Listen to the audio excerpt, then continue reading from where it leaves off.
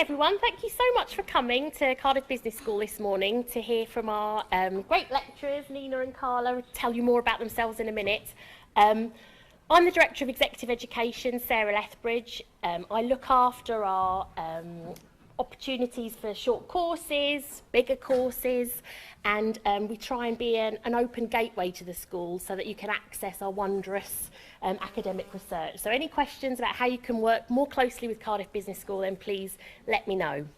In terms of our next events, we've got quite soon really Purpose, delivered in partnership with Business in the Community. So looking at how organising your business or charity around a sense of purpose and the benefits, the business benefits that that provides. We've also got a great session from Rebecca Scott looking at the role of pain in sport. So, you know, why do people put themselves through these punishing Iron Man competitions? And again, the business benefits that can come from that. And then we're also looking to deliver a session in partnership with Bruton Knowles about the property land tax as well, if that's of interest to lots of organisations in the room. So watch out for those. This breakfast briefing is being live streamed and recorded, so I don't want any shrieking, okay? So there we go. And at the questions and answers session, if you could talk into the mic or project your voice or repeat the questions, that would be great so that people watching on the World Wide Web can participate as well. So thank you. I'll hand over now to Carla and Nina. Carla Edgley is a senior lecturer in the school and whose research interests are diversity, gender studies in the accounting profession and critical perspectives in taxation. She's the director of our interdisciplinary perspectives on accounting research group. And Dr. Nina Sharma is a lecturer in accounting whose research interests are in professionalisation, diversity and gender issues in accounting and value for money auditing. So they're going to tell you more about the wondrous research that they're doing, and I'll hand over now to you guys. Thanks ever so much for doing this for us. Thank you.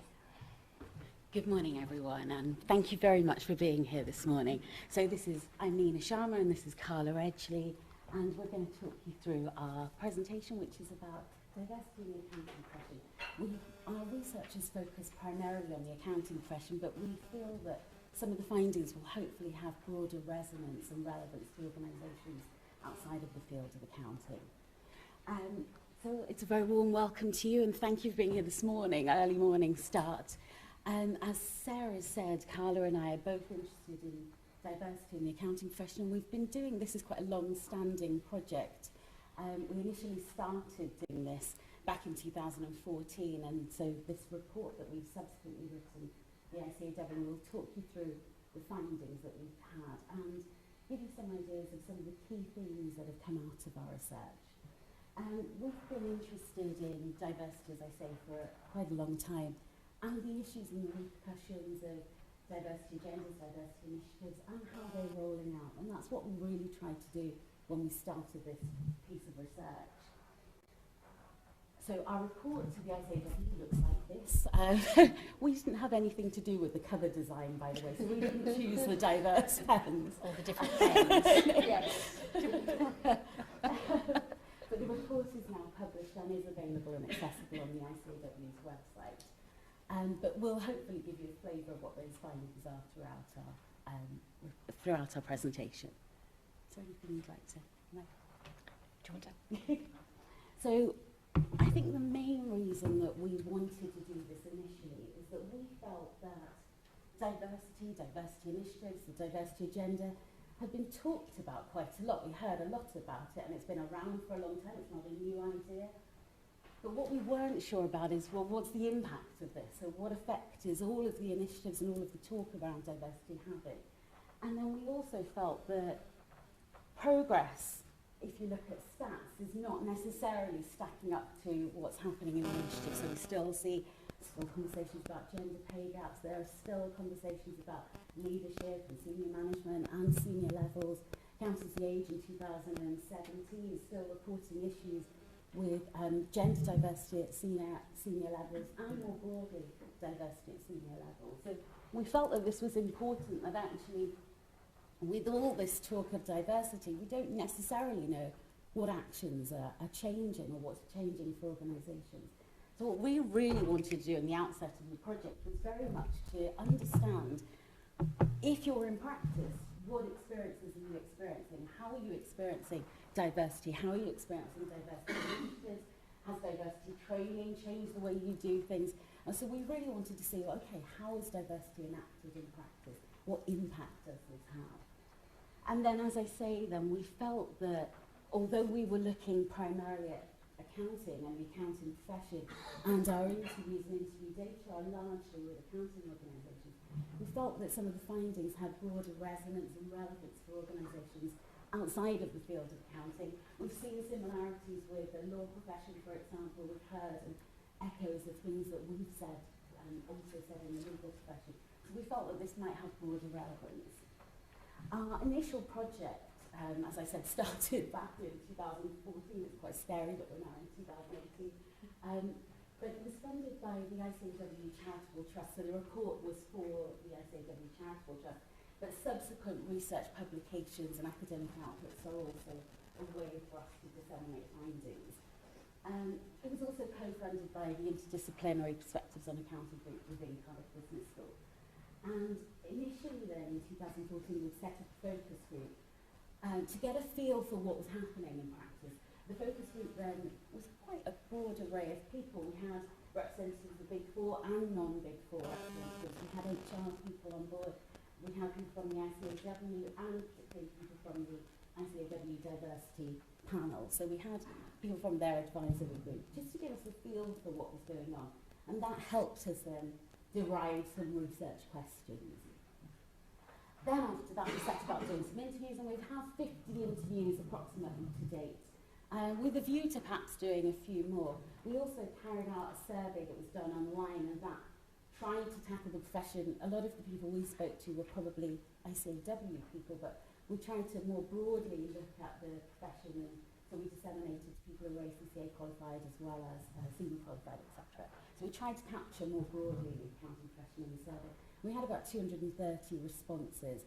We've used some of, in our report, we've primarily focused on the interview data, but we've used some of the survey findings to give us some highlights for issues that we might want to explore further. That's also something that hopefully at the end of the presentation will raise some issues that we found in the survey to see if you also feel that these issues are relevant to your organisations. So your input is also really important and relevant to us. In making sense of what we found then, we drew on lenses of sense-making theory to try and understand how people make sense of diversity initiatives, how do they engage with them, and how do you take an initiative that might be slightly different or coming from a slightly different perspective and embed that in your organisations? How does that filter through? Does it then change what you do in your organisations, or how does that then, how is that a catalyst for change? And as I say then, those outputs then are practitioner briefing and academic outputs. Oh, that slide doesn't look very nice. I'll have to talk you through that. The context for this, and the broader context for this, is that we think there are largely three broad rationales for why diversity takes place.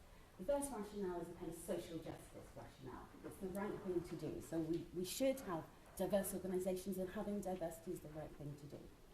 Second set of rationales falls under a kind of legislative group of rationales. There are legal reasons for why we do what we do, and there's legislation telling us what to do. So the Equality Act 2010 and the Enterprise Regulation Act in 2013, and more recently, is coming through the gender pay gap legislation.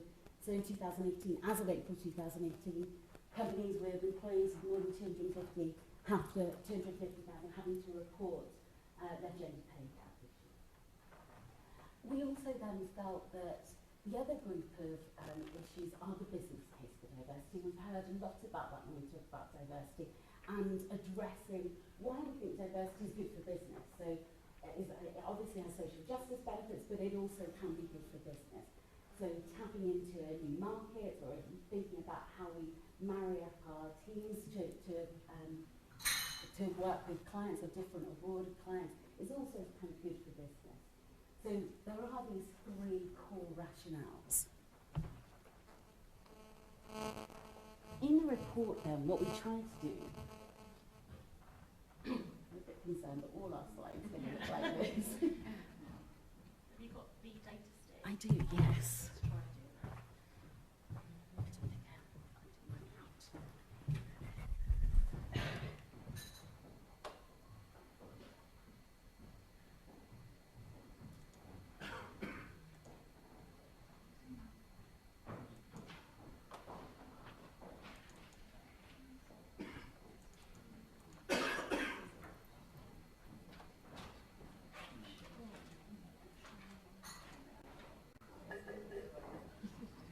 Sorry, everyone, technical difficulty.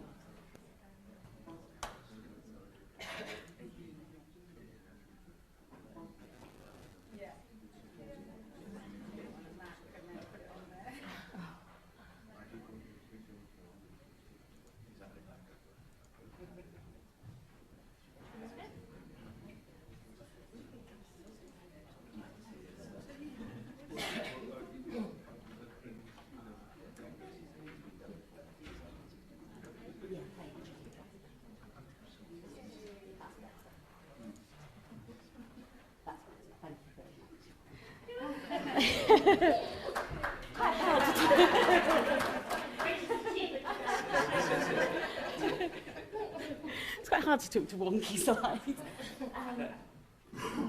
So in our report then, we kind of grouped 5 key themes that were how we understood our findings. The first of those was training and what diversity training was taking place and what impact that training was having. Then we looked at recruitment issues, career progression, and we also paid, this emerged from the data rather than something we sought to see. But we had a lot of talk about diversity networks and the impact that diversity networks were having. And then we also looked at workplace adjustments and flexible working arrangements.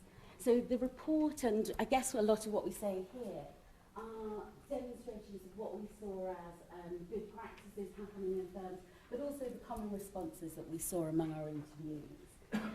In our report, and we will try and draw some of these out, we make quite a few recommendations, and we also try and problematise some of the issues that occur.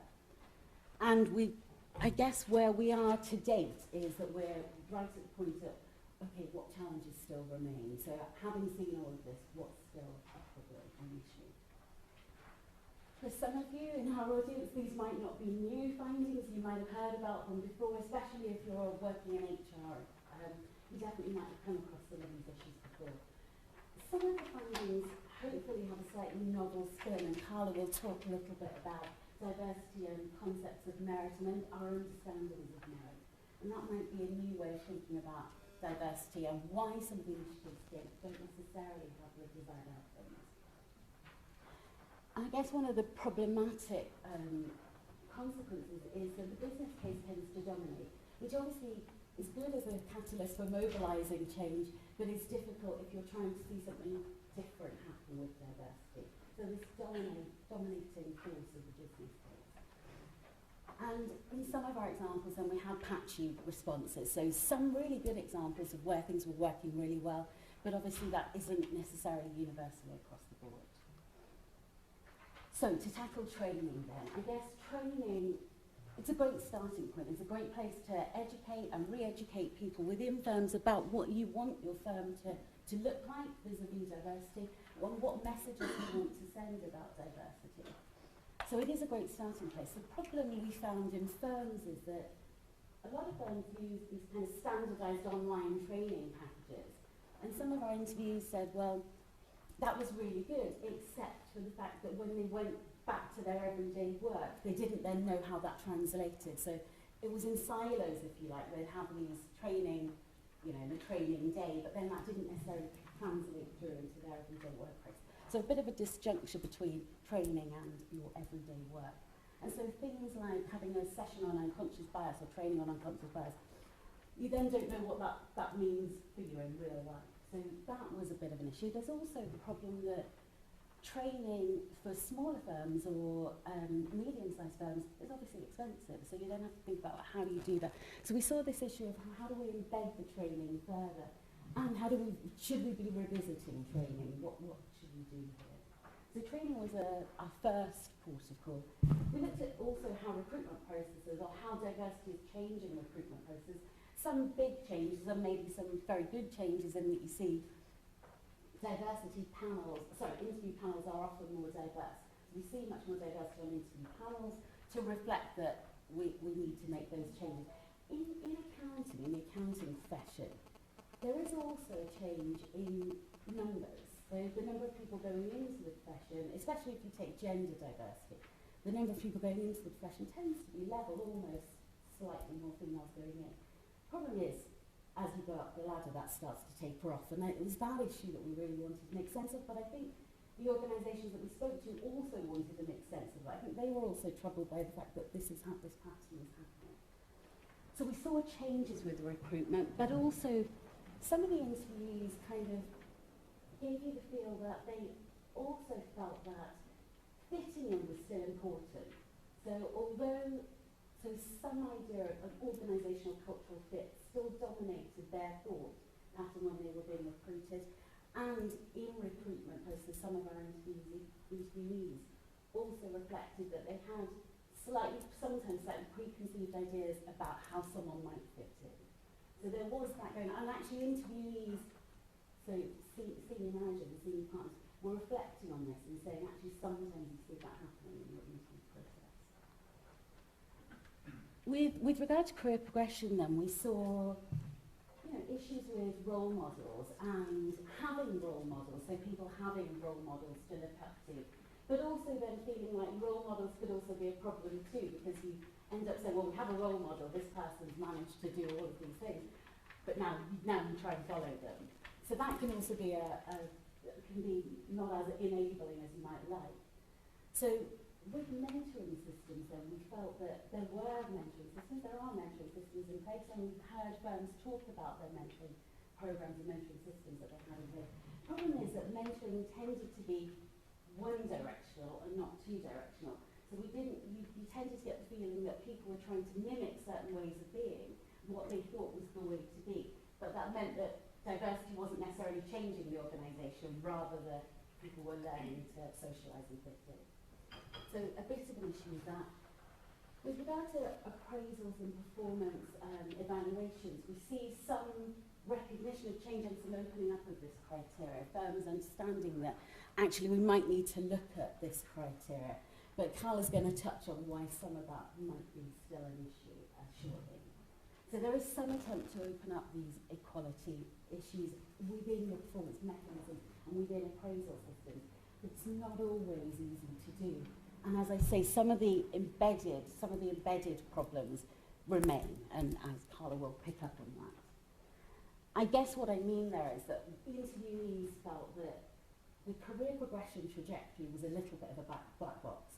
So they knew what they had to do on paper, they knew what they were supposed to do, but they didn't know why they weren't necessarily being promoted. So they felt like, I have everything on paper, but I don't know what it is that I'm not doing that enables me to go further up. And they talked about that and reflected on, I think I have everything, but I don't know why I'm not going higher up. I don't know what that is. So we were trying to, with regard to then diversity networks, we had a lot of talk about this, and as I said before, this really came out of the data. This wasn't something that Carla and I necessarily sought to explore when we started doing the study. But people talked quite a lot about diversity networks, and actually we talked about it in reference to mentoring and having access to diversity networks. Large firms have a lot of networks. I guess the issue here is that for smaller firms, you don't necessarily have the resources to set up these networks. So it's tapping in. We felt that perhaps disparate societies or external networks might be sought. So if you don't have a network internally, you might be able to point someone in the direction of an external network that they could also link in with. So access to networks was a bit of a problem. Tended to be, even within firms, tended to be London-centric. So really good networks, diversity networks in London, but then as you start to get into the regions, you see less and less of that, and especially in more rural areas. I guess another thing that we needed to pick up was that we saw a resource issue here as well, that networks, hard to resource networks. A lot of the time, it's not just the cost issue here, it's also a time issue. A lot of people heading up diversity networks felt that they were using their own time, they were investing a lot of their own time to set up programs, set up events, set up agendas, so a lot of this was done on their own time. So there are also time constraints to what they could do, but also using up their own time. And then maybe one slightly bigger issue that started to emerge was with the networks, we also saw people leveraging a business case for their network and needing to do that. So to get the resource, to get the support, they needed to demonstrate that they had a business case for their network. The problem, I guess, we saw reflecting on this is that that means that some networks can be really successful because you can leverage a strong business case. But certain networks that might remain marginalised because you didn't necessarily have a strong business case for the reason for your network, and the network might have a more supportive function. So that could also be a problem for some aspects of diversity. And then with workplace adjustments, here's where results were a bit patchy because firms are quite keen and are expected to make reasonable workplace adjustments. We didn't have a lot of data on, and that's actually just because of the interview sample we had, but we didn't have a lot of data on disability adjustments that were being made in workplaces. I mean, a lot of our interviewees tended to focus on flexible working and those kind of arrangements. But it said that here, this could often be line manager dependent. So we saw really good examples of flexible working really, really well. But they often have really good support from their direct line manager or their direct team. So where it worked well, they had a really supportive team or supportive direct line manager. Where it didn't work well, there might be those kind of issues. So it seemed to be contingent on support within the team or support from the line manager as to how well some of those flexible working arrangements tended to work. So, to summarise our findings, and then Carla will talk about some of the themes that emerge. Things are changing, but the pace of change we felt was a bit slow, perhaps. And it still felt like, and people in interviews, one of our interview quotes said, we hear lots about diversity, but we don't see much. So we hear a lot about it, it's talked about a lot, but we don't know necessarily what it's changing. And as I said there, some people felt actually that tone at the top was pro making some changes. It was just that negotiating middle management seemed to be a bit of a difficulty for them. So what we wanted to think about was, okay, what are these systemic problems then? Why all the changes, but why are we not seeing that? And Carla will talk us through some of these systemic issues. Thank you, Nina.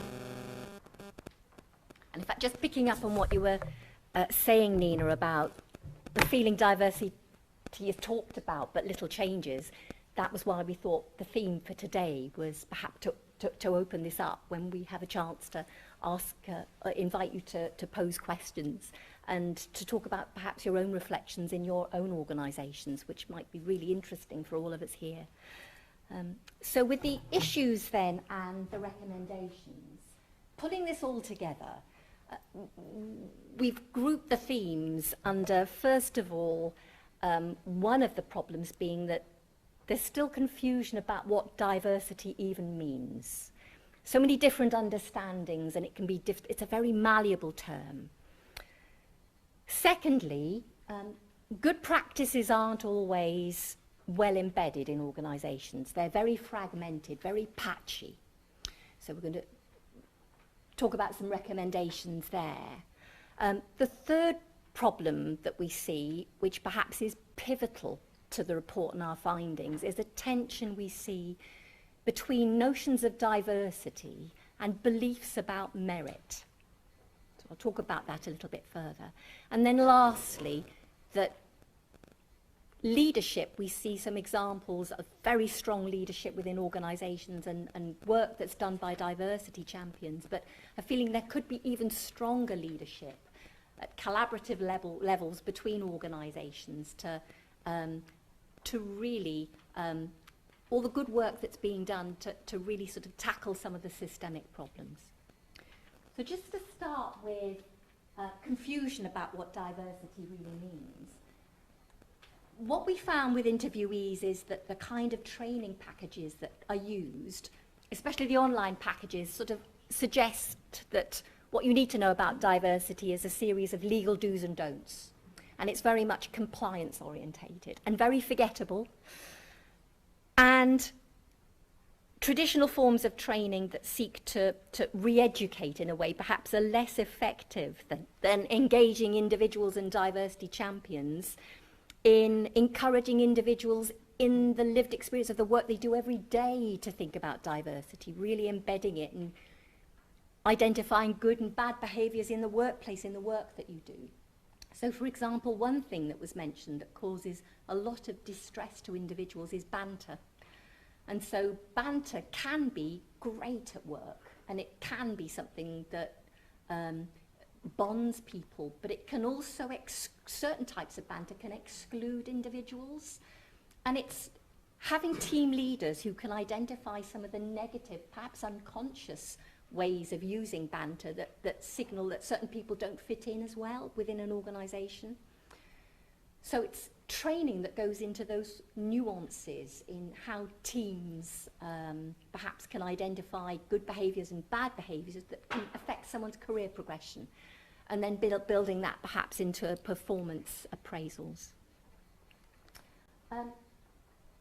With the observation that good practices aren't always embedded, what we did see, and in our research we spoke to some inspirational diversity champions, and so it's really encouraging management to thread those good practices throughout the workplace. So what works well within certain teams in an organisation, that's spread and enacted then throughout the workplace to gather some impetus with the good work that's being done.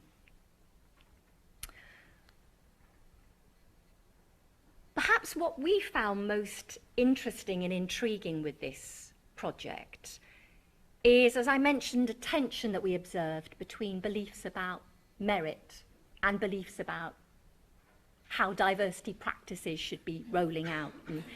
And, this, we believe, is a key barrier to change. And although there is research that has picked up that prior research that suggests that merit is very easily a concept that can be narrowly defined. So if merit is defined narrowly, so it perhaps rewards quite a narrow group of elite individuals, that can become perpetuated over time.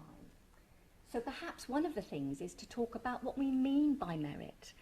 So when we were talking to interviewees, they were saying, well, I don't want to be promoted because of my diversity characteristics. I don't want to be promoted because I am a woman, and there is an idea that there should be targets or quotas, and a real unease that perhaps people who had promotions then said, but I don't want everyone to say, well, I was only promoted because they're looking to enhance diversity. So why is that happening? And it's because unconscious bias about what merit is quite hardwired within individuals. So again, it would be really interesting to perhaps throw that out, open to perhaps some discussion amongst ourselves about whether you feel you see this in the work that you do and in the workplace at all. Are there discussions taking place to try and broaden some of these narrow ideas about merit? And if it is, and what we saw in our work was very much it can be linked to long hours, it can be linked to your ability to network and billable hours. So very much the kind of traditional ways of rewarding people who are very productive and perhaps are able to engage with new clients, new customers, and extend business networks. Now that's fundamentally important for organisations, but there are some individuals, especially those with caring responsibilities, their expertise and excellence might be more inwardly focused. They might be the glue within an organisation that creates goodwill. But does that get captured in performance appraisals, and is that rewarded in terms of promotion criteria? So that's something that we'd like to open out to discussion. And particularly in accounting, notions of the meritorious individual do tend to be pegged still to those ideas about being able to work unsociable hours. That's still very prevalent. And so we're suggesting in the report perhaps this can cause what we describe as diversity anxiety. So anxiety about quotas, anxiety about targets, but then you've got this paradox, because if you don't have the quotas and the targets, then sometimes it's very difficult when some change has been enacted, really starting to make changes so that you see more balanced representation amongst the senior elite within organisations. And with the leadership issue, I mean, we see this within accounting firms that, again, what might help here is looking at examples of good and best practice that we see. And there are lots of inspiring diversity champions we spoke to, lots of good work being done by firms, but actually getting individuals at the top to talk across organisations and look at this within a profession, for example, and not just within one professional body, but amongst professional bodies collectively, so that there's stronger leadership at the top to perhaps talk about some of these things that are difficult to change. Actually, opening up beliefs about merit, that's not easy. You know, these things are widely recognised notions of merit, perhaps amongst many individuals. So how do you even start to tackle what do you mean by merit when some of that is very much what we've always accepted to be merit? How do you bring about change? So those are the big issues for reflection, really. Individuals not wanting to be singled out for their diversity, the idea of quotas actually causing real distress. For small firms, individuals with diversity characteristics can feel very isolated, especially LGBT individuals, we found. And the other thing that we found is there's such a focus on gender diversity that often when you talk about diversity, it flips back to gender all the time. So that's another interesting sort of problematic we came across. And really we see this tension between the hard law of diversity legislation, which actually states that where policies discriminate, that is illegal. And then the soft law, which then sort of suggests that diversity is about being different or thinking differently, and all these other ideas about diversity. And so you have a whole soft law discourse that then is spread around diversity, and some confusion because it can be defined in different ways. But at the end of the day, it's still a legal requirement. Something I want to share is, we didn't really go into detail in this in the report, but we did a survey. And in the survey, things were mentioned, particularly comments, that we didn't pick up in the interviews. I think people felt safe to perhaps mention this in a survey and they didn't feel comfortable talking about this in interviews. We saw some really surprising statistics here. 58% of our respondents, now this survey went out across accountants and members of all professional bodies, not just the ICAW, but all professional accounting bodies. 58% of respondents said that they had experienced some sort of discrimination or had witnessed it. And we were surprised at how high this statistic was. And then 18% said that they had directly experienced discrimination themselves. 46% hadn't had any kind of training on unconscious bias. 40% hadn't had any training on diversity in the workplace at all. And 35% stated diversity is talked about at specific times in training and then not really again in their organisation. And we had comments here that, you know, training is rushed, it's a tick box process, minimal training is offered, and hardly any training in my organisation. 29% didn't believe their employers associated diversity with valuing people. 25% thought that talking about diversity caused anxiety generally in the organisation, and 42% were overall fairly positive about the potential of diversity policies to be effective, but 31% were unsure, and 27% felt that these were a smokescreen that disguise inequality. So, as I said, we find evidence that things are changing. There are some examples of excellent good practice, but really more can be done to engage individuals in threading good practices more widely and perhaps tackle some of these systemic problems. And so, with discussion points, really, we'd welcome your thoughts on whether actually this isn't really a problem with diversity, it's a problem about merit and understanding merit, how we define and construct merit.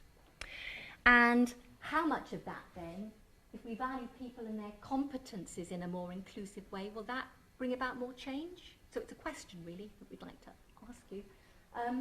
And what about citizenship and volunteerism and rewarding internally facing excellent work? And do you feel that's valued and rewarded in the same way? And what happens where merit is about following a script that then is reproduced over time?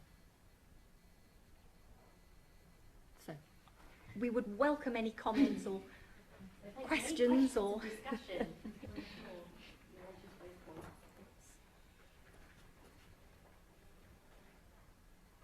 Thank you both very much. I recognise a lot of what you say. One of the things, I'm James, by the way, I work for a small charity, there are only 8 of us. We are also a company limited by guarantee and have all the applicable policies. We've had training. Oh, I'm sorry. My name is James. I work for a charity called People and Women.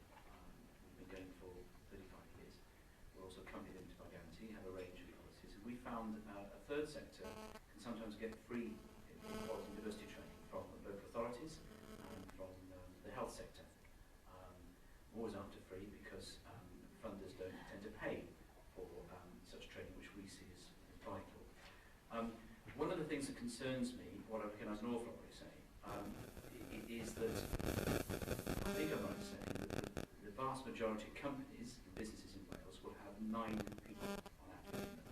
And a lot of this discussion tends to be about large institutions. yes, yes. And in a country with what I believe 7% BME population, which is concentrated on the South Wales Strip, a lot of my work is in Rhondda at the moment, actually coming across people of great diversity is quite an interesting thing. And therefore, when you're a small organisation, we 2 years ago employed our first non-white person, and it was not a deliberate thing either way, as far as I'm aware, though I do recognise, I suspect, traditionally a lot of us will have had unconscious bias. It has transformed a lot of the way that we think. Try desperately, I've line managed this person quite well, desperately not for it to be tokenism and watch the banter and all sorts of other stuff. But it has helped to transform how we think about ourselves. And I think, coming from some more theological, philosophical backgrounds I do, all of this is about what we believe it means to be human, what it means to live in society today. The business is simply an aspect of that. So our work with schools, for instance, regularly brings up stereotypes and gender and other diversity issues that are quite shocking. Yeah. And certain views that are embedded in staff, in systems, in courses, trying desperately to help in some of our projects get women into construction, into STEM subjects, and boys and men into arts, and you could write a script. How do we work with that? How do we work with that? A nice easy question. So it's really difficult because, as you say, for a small, this is for a large company, and some of the regulatory requirements, some of the funding, some of the resources are all perfectly feasible for a large organisation, but not as feasible. But it's quite good that you tap into resources that are there, existing resources that are there. There's some work by Frank Dobbin that says actually we need to do less of this kind of standardised training and more of the embedding what you're saying, which is every one of us needs to embed this idea that we are a society, we are a diverse society, but I think that recognition, and certainly in certain areas of the country or the world, that's going to take time to filter through. But we do need to make ourselves consciously aware. I think to take on board his points, we do need to make ourselves aware of how we are responsible for individuals, but we come across not even just within our work organisation. And that's where team leaders and managers play a pivotal role. We saw in our survey, I didn't mention it, but we were very concerned at the number of unpleasant comments that people perhaps who are invisible can say what they we'll actually share this. We're quite shocked. Yes. And you don't get any feel for that when you conduct interviews with larger organisations. That doesn't come through. But it does show this is a problem. And that's where we feel team leaders and managers can help in being aware that they can reward certain good behaviours and can try and disrupt what they feel might be below the surface, bad behaviours.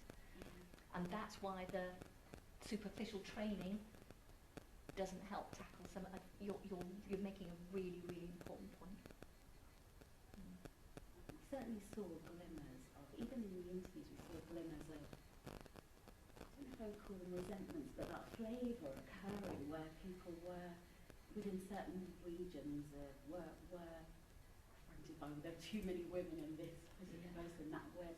And so you started to see glimmers of that. So I think it is getting to the heart of what we, embedding that into the heart of what we see as society and how we can.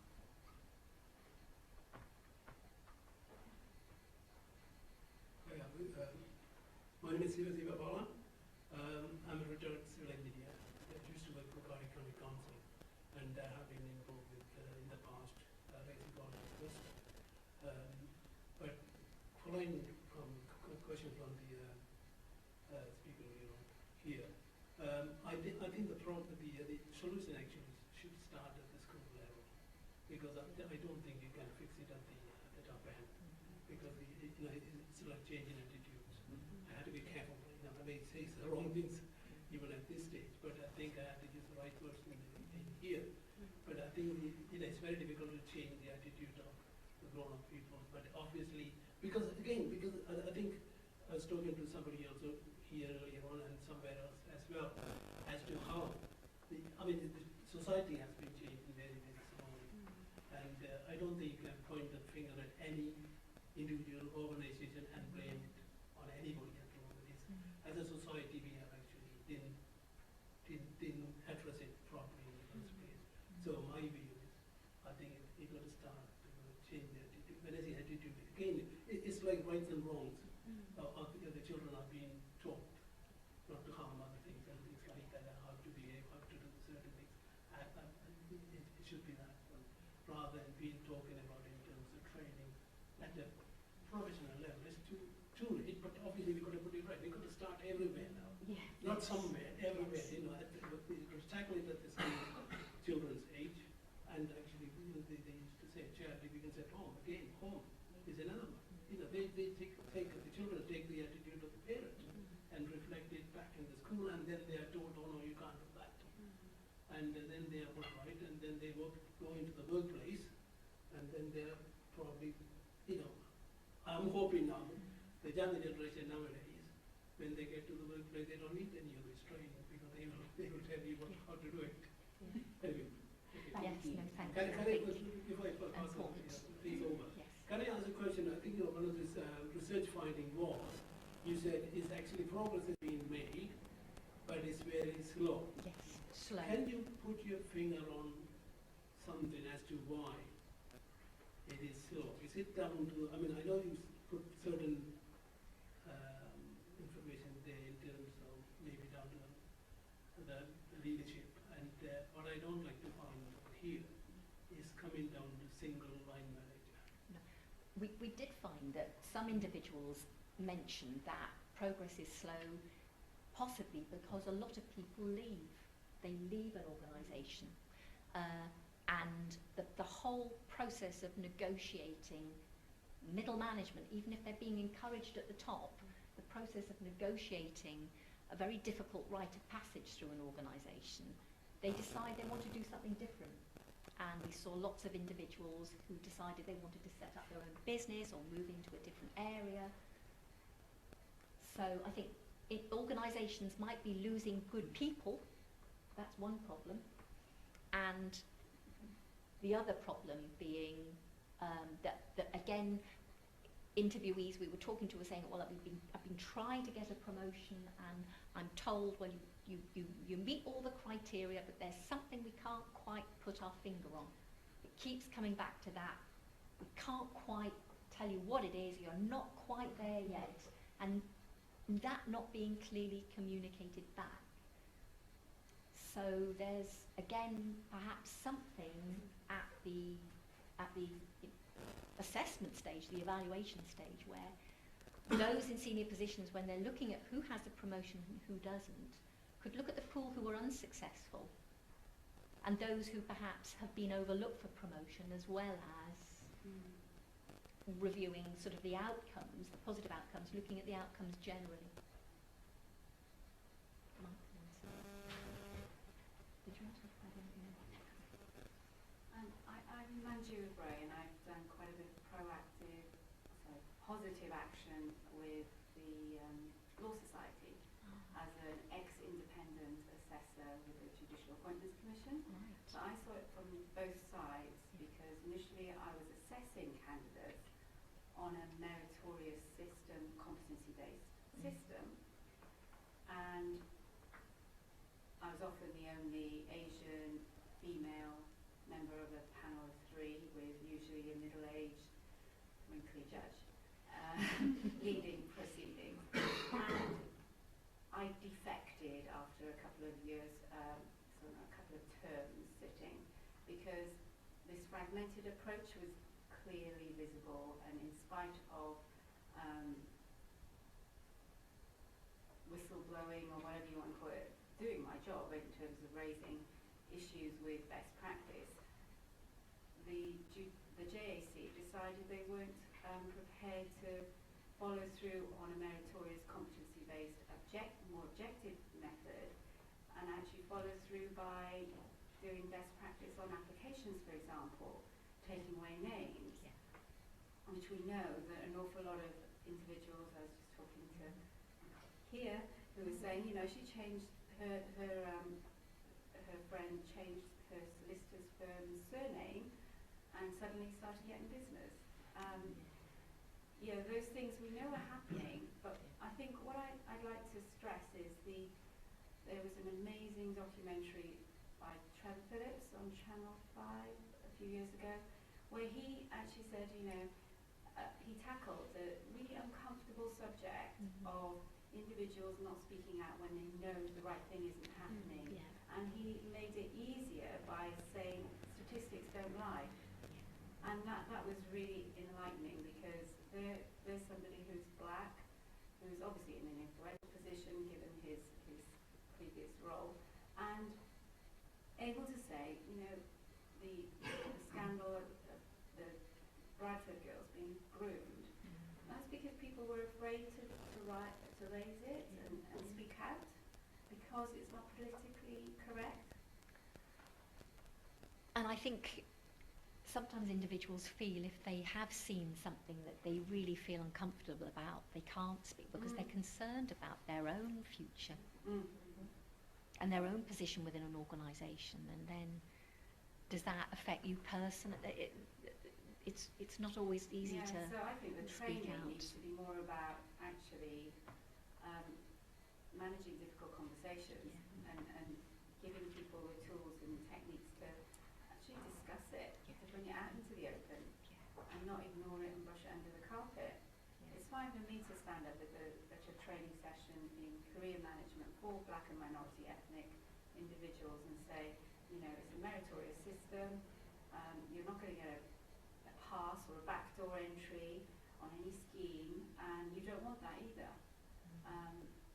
But training is about good feedback and you know, being assertive, but often, unfortunately, brave as well. And sometimes it's easier to be, what we found in the interviews is it's easier to be brave if there's someone else who feels the same way as yourself. And if there's a critical mass of people, sometimes that can make you feel, actually we can put forward this, it's diversity of thought, different way of thinking. Yeah, so while the legislation might make it right that you can bring a case and go to a tribunal, that's not going to get you the job, is it? No, no. So what's the point? Yeah. No personal Yeah, it's an life. interesting. Thank you. Thank you. Hello, my name is Fernanda. I work for Companies House. I work in finance.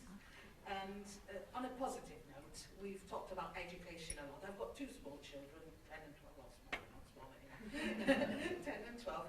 And one of the things I see in them is that they, you know, school and life has embedded them a sense of this issue of diversity. I mean, it's particularly in terms of race and ethnicity. They are very, you know, if you say anything, if they hear anything on television, they will go, oh, that's racist. So that's pretty much embedded. But I think in terms of other characteristics, not necessarily. So things like sexual orientation, for instance. My son uses the word gay as an insult. They all use, and you know, it's not an insult. So there is, you know, whilst certain characteristics are pretty much, schools hammer that in, others are sort of left. And then home, whatever they hear at home, so there's that side. In terms of my work experience in Companies House, I think we've got a really, really good diversity training, which is not only you do some courses online, but there's a lot we've done a course recently, which was really interesting, which was involved people from a theatre company coming over and in happening situations where and you really, they were very good, and you really felt it from the perspective of the person who was part of the banter, was being discriminated against. So I thought that was really, really good. In spite of all of this, and of the continuous training in terms of diversity within the organisation, it goes back to that issue of office banter. You know, I've heard comments being made, and people then coming to me and said, oh, that comment really offended me. I felt really offended. And you said, oh, maybe you should have spoken up. And, you know, I know that line manager intervention is important, but the line manager might not necessarily be there when it happens. And unless the person is willing to sort of say something about it and not just make a side comment to their colleague, you know, if they're, it's hard to tackle that. People, as you said before, they still feel very weary of coming. They feel that then other people will look at them as a troublemaker, as someone who's just causing problems, who's just so. And that is really hard to tackle because, as I said, in our organisation, there's massive training in terms of getting people, you know, aware of these. But it's still those unconscious biases are still there. It's really hard to change that. It's hard to, so that's why you need to kind of look at the processes that might help to change the environment slightly to open up the possibilities then for speaking up, saying where you think something needs to change.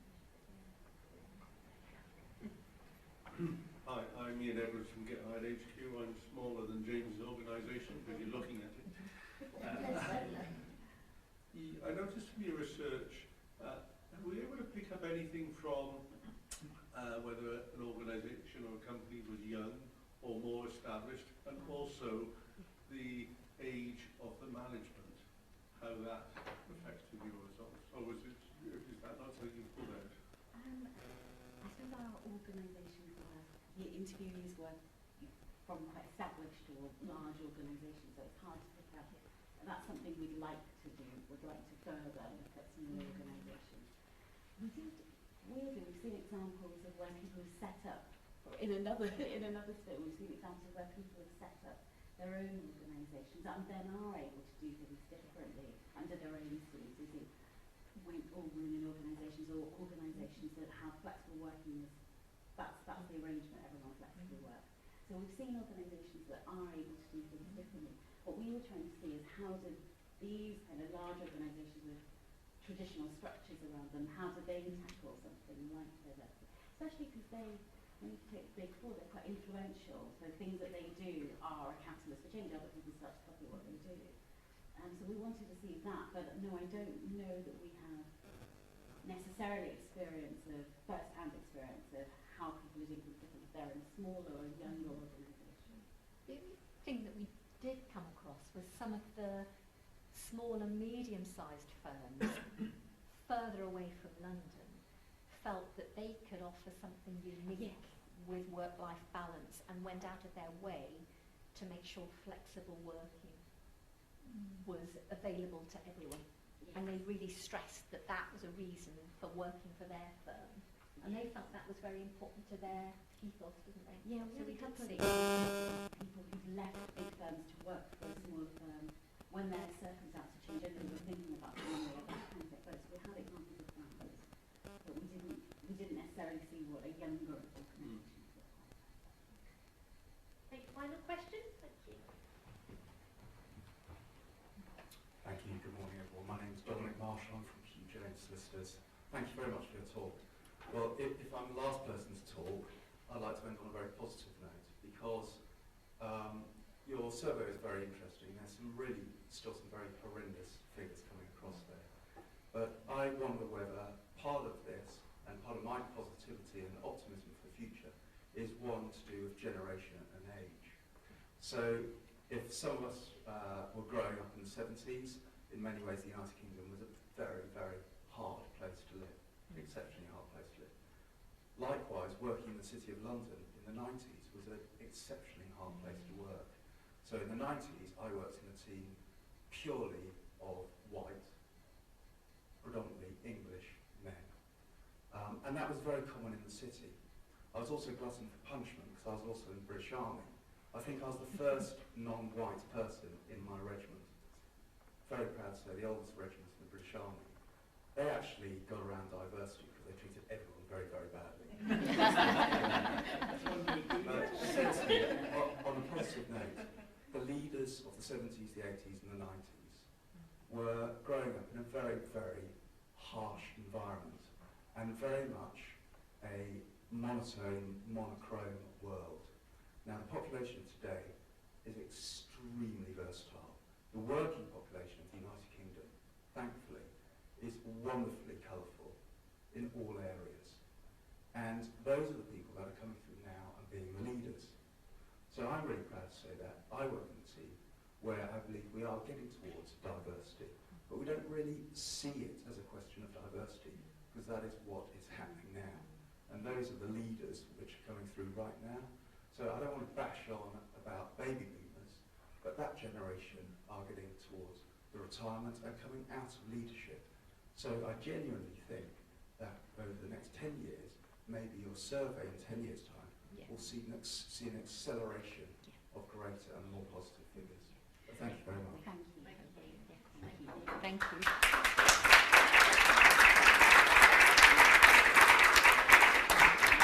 Fabulous positive note to end on. Thank you so much, Nina and Carla, for your really interesting insights. Would you recommend everyone rush to the website to download the reports and I think really take time to look at the detail of some of your findings. Cardiff Business School, we're really keen to do more work in this area, be it through education initiatives or applied research. So if this is something that you want to do more about, learn more about, then please contact Carla and Nina, and we can work together to make sure your excellent research is making a real difference. So thank you ever so much, everyone. Hope to see you again at another event soon. Thank you ever so much. Thank you.